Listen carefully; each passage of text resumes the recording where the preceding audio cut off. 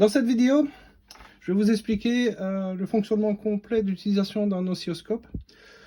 J'utilise beaucoup en dépannage, dès qu'on rentre dans des mesures au niveau de l'audio, dès que on veut aller voir un petit peu ou mesurer ou tracer un petit peu un signal, il faut passer par un oscilloscope pour aller mesurer ça. On ne sait pas le faire avec un multimètre, que ce soit digital ou analogique. Donc il faut vraiment passer par un oscilloscope à ce niveau-là. J'utilise pas mal l'oscilloscope. Ici, celui-ci, c'est un modèle analogique. Je pense plus qu'on en trouve, enfin sauf d'occasion, mais nouveau, on ne trouve plus d'oscilloscope analogique. On trouve des oscilloscopes digitaux. Moi, j'aime bien l'analogique. Pour exemple, ça, c'était mon cadeau pour mes 17 ans. Donc, il a beaucoup plus de 30 ans et j'utilise de manière quotidienne. Alors, qu'est-ce qu'on voit sur cet oscilloscope? C'est un 20 MHz. Donc, ça veut dire que je ne sais pas mesurer plus haut que 20 MHz. Donc, quand vous choisissez un oscilloscope, assurez-vous de pouvoir aller assez haut que pour pouvoir mesurer. La plupart, maintenant, je pense qu'ils sont à 100 MHz. À l'époque, la différence entre un 20 et un 100 MHz était relativement conséquente. Ici, c'est un double trace, donc on sait travailler avec deux traces. Est-ce qu'on utilise beaucoup le double trace? Peu, c'est vraiment quand on veut mesurer un signal en entrée versus un signal en sortie. Dans le cadre du dépannage, on l'utilise moins. Mais bon, par exemple, moi j'ai utilisé la trace 1 pendant des années, elle commence à déconner un petit peu, donc maintenant je suis passé sur la trace 2, donc ça me permet d'aller un peu plus loin au niveau de l'oscilloscope. Que dire d'autre? Donc, alors, on a évidemment le bouton Power pour allumer. On a un bouton qui permet de faire varier ma trace au niveau intensité. Vous voyez, et on a un système ici Focus qui me permet d'avoir la trace qui est la plus fine possible. J'ai un système d'illumination ici qui me permet d'allumer des petites lumières dans le noir pour voir un peu plus, mais je m'en sers jamais. On va revenir sur la partie test ici. On a un testeur de composants, jamais utilisé. On a la partie calibration, on va y revenir après. On a toute la partie ici, je m'en sers jamais de cette partie-ci, ça nous permet de définir, de faire des hystérésis, d'appliquer un certain délai dans les mesures, je m'en sers jamais. Je m'en sers jamais à ce niveau-là. On a le réglage au niveau de la position Y, on va y revenir tout de suite après lors de la calibration. Donc là c'est pour le channel 1, la trace 1, et ici c'est pour la trace 2. Et là on va travailler sur la partie time division. Ok, donc on a notre écran ici. On a le 0, mais on le met un peu où on veut. On verra un peu comment l'adapter. Ici, normalement, par défaut, le 0, il est en plein centre. Ok. Et on a des carreaux verticaux qui vont représenter la tension, que ce soit une tension positive par rapport à mon 0 ou une tension négative, ici.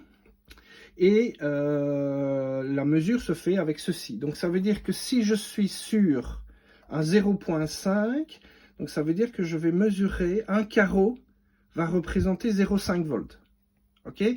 Entre les deux, j'ai aussi 5 graduations. Donc, une graduation, donc si par exemple je mesurais ceci, ça représente 0,1 volts. Je ne sais pas si on voit bien. Ça représente 0,2, 0,3, 0,4 et 0,5 qui correspond ici. Si je me mets en 1 volt par division, ok, ben à ce moment-là, un carreau va représenter 1 volt de mesure. Ok. On a aussi sur les sondes, lorsque vous recevez la sonde, faire bien attention, il y a un bouton x1 x10. Donc x1 x10, ça va me permettre d'appliquer un multiplicateur au niveau de la probe. Donc on le verra après. Donc si je suis en x10, ça veut dire que au lieu de mesurer 1 volt, je vais mesurer 10 volts par division. Ok. L'ajustement de mon 0 se fait avec le bouton ici Y. Donc c'est avec ce petit bouton ici Y que je vais pouvoir définir où je veux avoir mon 0. Soit je le mets ici, dans le cas où je vais mesurer quelque chose au-dessus et que je vais avoir une belle amplitude. Soit je sais que je vais mesurer du positif et du négatif, et donc je mets ici, je règle mon 0 ici. Quand on reçoit les probes, donc probe, c'est toujours avec système avec BNC. On les reçoit toujours avec un système comme ça d'accroche qui permet de se raccorder à la masse. Moi, ça, j'utilise jamais. Je trouve ça vraiment pas bien, donc je l'enlève. j'enlève ma probe et j'utilise une masse séparée lorsque c'est possible. Grâce à cette masse séparée, j'ai un beau fil que je peux aller connecter avec un fil croco et je vais aller mettre sur le châssis. J'ai beaucoup plus facile, ce qui me permet de laisser ma probe complètement indépendante. La probe est livrée avec plusieurs petits outils. Ceci, il est intéressant lorsqu'on va aller faire une mesure sur un composant. On peut s'accrocher sur la pin, on fait comme ça, on allume. Moi, bien souvent, ce que j'essaye dans ce cas-là, c'est de ne pas faire ça chaud. Donc, je vais m'accrocher avec ma pin là où je veux mesurer si le composant est de taille assez classique. J'allume et puis alors à ce moment-là, je sais que je n'ai pas de problème. Ou bien on enlève cette partie-ci et on a la petite pointe de test qui nous permet d'aller piquer et d'aller mesurer au niveau du truc. La première chose à faire lorsqu'on vous avez un nouveau oscilloscope ou ici dans ce cas-ci j'ai un nouveau probe, c'est d'aller le calibrer. Donc on a un truc de calibration avec une fréquence de 1 kHz ou une fréquence d'1 MHz. On va y revenir après. Et là c'est 2 volts. Donc je me mets ici. Voilà. Je me mets ici. OK. Et donc ça veut dire que ma probe ici à 2 volts par division, je suis en 0,5, ok? Donc ça veut dire que je vais avoir mes petits carrés, vous voyez, j'y suis pas tout à fait. J'ai un bouton ici, ce petit bouton-ci nous permet d'aller régler et de calibrer par rapport aux 2 volts. Malheureusement, je suis déjà à fond, mais en théorie, si je tourne le bouton dans l'autre sens, vous voyez, j'arrive à ajuster et l'idée, c'est d'arriver réellement à mesurer donc les 2 volts par division. Donc, je devrais arriver à mesurer 2 volts. Or, vous voyez ici, si je regarde, je ne suis pas tout à fait à 2 volts, je suis à peu près à 1,8 volts si je prends l'amplitude du haut vers le bas. Donc je ne sais pas aller beaucoup plus loin, tant pis, je sais bien que j'ai un petit décalage à ce niveau-là. J'ai la même chose ici sur cet axe-ci avec ce petit bouton qui me permet aussi de pouvoir régler au niveau de la partie. On n'a pas encore parlé de cette partie-ci. La partie, donc le premier axe, on avait dit, axe vertical, c'est la tension. Axe horizontal, c'est le temps. Ok, on va mesurer un temps qui va être mesuré en secondes. On voit qu'ici, j'ai des valeurs en secondes. J'ai des valeurs en millisecondes et j'ai des valeurs en microsecondes. Ok, ça va me permettre de définir le temps. Donc, si on revient, rappelez-vous, on en avait discuté. Si je reprends un petit peu mes graphes, 1 milliseconde, c'est un rapport de 3, donc ça représente 0,001 seconde. Si j'ai 1 microseconde, ça représente 0,000001, donc c'est 6, évidemment, micro, 6 chiffres après la virgule pour représenter la seconde. Si je suis en nanoseconde, c'est 9 chiffres après la virgule pour avoir une seconde. Donc, notre oscilloscope va mesurer quelque chose de cyclique. OK? Quelque chose de cyclique. Avec un départ à 0, je recrosse le 0, je vais en positif, je vais en négatif. Cette partie-là, donc ceci, ou bien ça, c'est la même chose, ça c'est la période. Cette période va se répéter dans le temps. Mais nous, quand on va la mesurer, on prend à partir d'une impulsion positive ou négative, plus, ici négative, plus une positive. Ça, de là à là, le temps, cette période-là, on va la mesurer en millisecondes ou en microsecondes. La formule pour calculer la fréquence derrière, puisque ce qui nous intéresse, c'est de savoir quelle est la fréquence qui est derrière. La fréquence est exprimée en Hertz et c'est égal à 1 sur le temps. Okay? Donc, si ma période ici est de 1 milliseconde, si j'ai 1 milliseconde mesurée ici sur mon axe horizontal, 1 milliseconde, la fréquence ici c'est 1 divisé par 0,001. Ça va nous donner 1000 Hz ou 1 kHz. Ok? Donc si je reprends ici, je sais que là mon petit bouton est mis, je mesure 1 kHz. 1 kHz, donc ceci va me permettre de déplacer l'axe. Je vais prendre une période, donc je prends ici. Je prends la période qui commence ici, j'ai une période négative et une période positive. avec deux carreaux. Deux carreaux, un carreau c'est 0,5, donc ça fait bien 0,5 ici, 0,5, donc ça fait 1 milliseconde. 1 milliseconde, on l'a vu dans l'exercice tout à l'heure, hein, ça nous fait bien une tension, une valeur de fréquence de 1 kHz, 1000 Hz. Si j'appuie ici, je passe en 1 MHz, donc évidemment, vous voyez qu'ici, je ne vois plus rien. Je dois ajuster mon time division pour récupérer, et donc je vais descendre beaucoup plus bas, voilà. Voilà. Et là, je vais arriver à du 0,5 qui va nous donner la valeur ici de 1 kHz, 1 MHz. Vous voyez ici que mon créneau n'est pas propre. Ça, c'est lié à ma probe, certainement. J'ai acheté une probe chez AliExpress. On voit là, je suis déjà à 1 MHz alors qu'elle est censée monter jusqu'à 100 mégas. Et on voit déjà que je commence à faire de l'écrêtage à ce niveau-là. Donc, déjà au niveau de la probe, on voit déjà que là, ma probe n'est pas de qualité. On a, pour calibrer, à voir s'il fonctionne, on a un petit... Attendez, j'essaie de le choper en même temps que je filme. On a un petit truc de calibration. C'est toujours livré avec un petit truc de calibration ici. Ici, dans ce cas-ci, ma sonde de calibration là. Et en théorie, si je fais ça, je devrais peut-être arriver à redresser mon créneau. Vous voyez? Ouais, il s'agit très peu.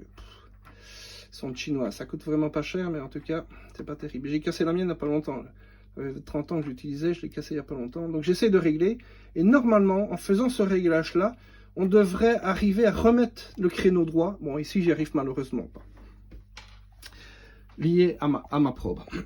Alors, pour basculer du canal 1 au canal 2, c'est le bouton ici. Là, je suis sur l'autre partie. Je suis sur celui-ci. On y reviendra après.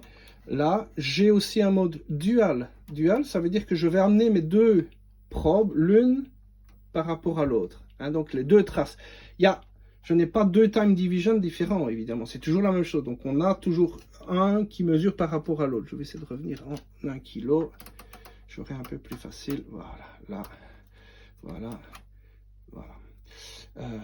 Voilà. Donc là, je suis en mode dual. On verra un petit peu. Je vais vous expliquer un petit peu ce que j'ai sur l'autre trace. J'ai un générateur de fréquence ici que j'ai placé dessus. On va y revenir d'ailleurs, quasi tout à fait. On va y revenir. On va y revenir maintenant. Donc, je vais enlever ma trace dual. Je reviens ici sur ceci. Ça me permet de définir ici quelle est la trace sur laquelle il va prendre sa synchro. Ok, donc ici c'est la trace 2. Vous voyez, je me mets sur la trace 2 et c'est elle qui va définir ma synchro. On a ici le trigger. Le trigger va nous permettre, si je vois que si je vois que je suis, voilà, comme ceci, si je suis pas synchronisé et que je n'arrive pas à synchroniser ma trace, qu'est-ce que je fais? Je vais modifier ceci jusqu'à temps que ma trace arrive à se synchroniser correctement. Peu importe le mode, on s'en fout, mais à ce moment-là, ça permet de synchroniser un petit peu ma trace. Ok.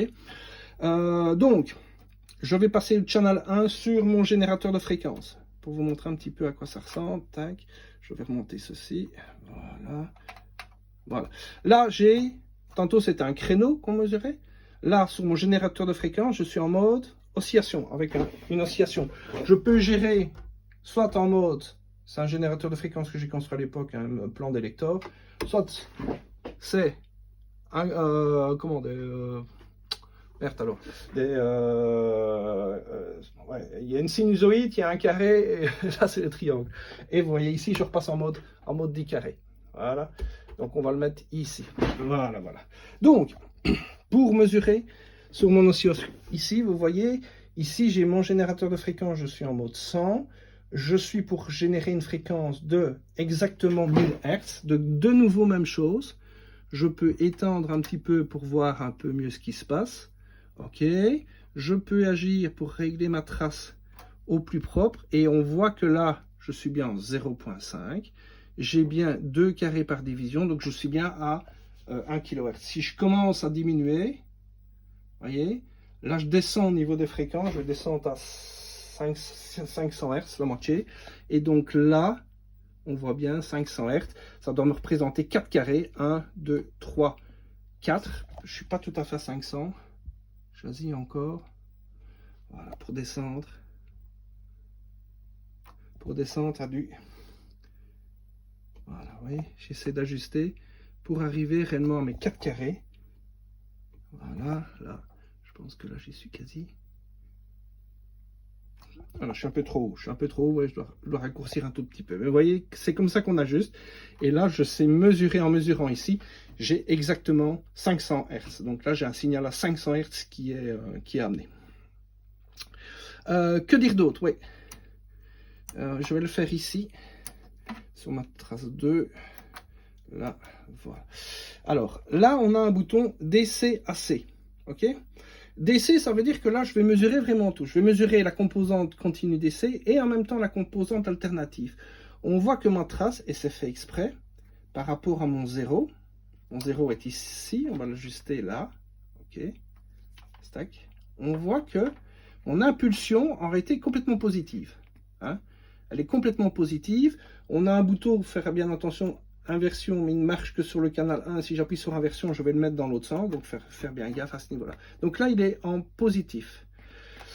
Une autre fonction, on n'en a pas parlé, une autre fonction des condensateurs, c'est, quand vous verrez dans un schéma, un condensateur qui est mis en série comme ça, son rôle va être d'enlever cette composante continue. Donc, j'ai un signal qui n'est que positif, ok, il ne passe pas en dessous de 0. Après le condensateur, je vais l'amener avec la valeur à 0. Donc ça veut dire que je vais redescendre le truc. Et c'est ce qui se passe avec ce bouton-ci. Si je passe en mode AC, voilà, vous avez vu, j'ai enlevé la composante continue pour ne laisser place que sur le signal alternatif. Donc ce bouton DC, AC, GND, c'est juste pour voir où est ma masse, sans déconnecter. L'AC, ça veut dire que là, je vais enlever la composante continue et je vais mesurer que mon signal DC, et c'est ce que j'utilise évidemment en dépannage, je me laisse souvent en mode DC, parce que ce que je veux voir, c'est est-ce que j'ai une composante continue ou est-ce que je sais mesurer une tension DC. Hein, si vous mettez en AC et que vous allez mesurer au secondaire d'une alimentation sur une tension régulée, vous allez voir 0, parce qu'évidemment, il n'y a quasi pas ou il n'y aura pas de composante alternative dessus, quoi. Donc voilà, je pense avoir dit tout, ça on n'utilise pas non plus, et c'est pour accorder, pour avoir un trigger externe au niveau du clock de fréquence, mais on n'utilise pas. Je pense avoir fait le tour de l'utilisation d'un oscilloscope. Donc on rappelle bien, vertical, on va mesurer la tension, et c'est avec ceci qu'on règle la valeur couplée, n'oubliez pas, au multiplicateur. Ah oui, on va voir le multiplicateur. Donc ici, je vais passer en multiplicateur x10. Hein, donc je suis bien à 1 volt par division, donc j'ai 2 volts. Je passe en x10, vous voyez, je dois descendre. Et là, pour récupérer mon signal, je dois descendre à 0,1. Voilà. De nouveau, même chose, vous voyez ma probe, elle est crête. Hein, je suis en x10 et vous voyez que là, j'ai même plus un beau créneau. Donc ça, c'est vraiment la probe qui est vraiment de très mauvaise qualité, quoi. Si je me remets là, vous voyez. Donc mon truc est, donc là c'est vraiment la probe qui est crête. Bon, faut mettre un peu d'argent, il faut mettre un peu d'argent correct dans les probes, et là c'est pas trop le cas, quoi. Enfin bon, dans le cas du dépannage, ce que je vais voir, c'est mesurer au niveau du signal. Voilà, je pense avoir fait le tour un petit peu d'utilisation de l'oscilloscope, donc à mon avis, ouais, je pense qu'on devrait être bon.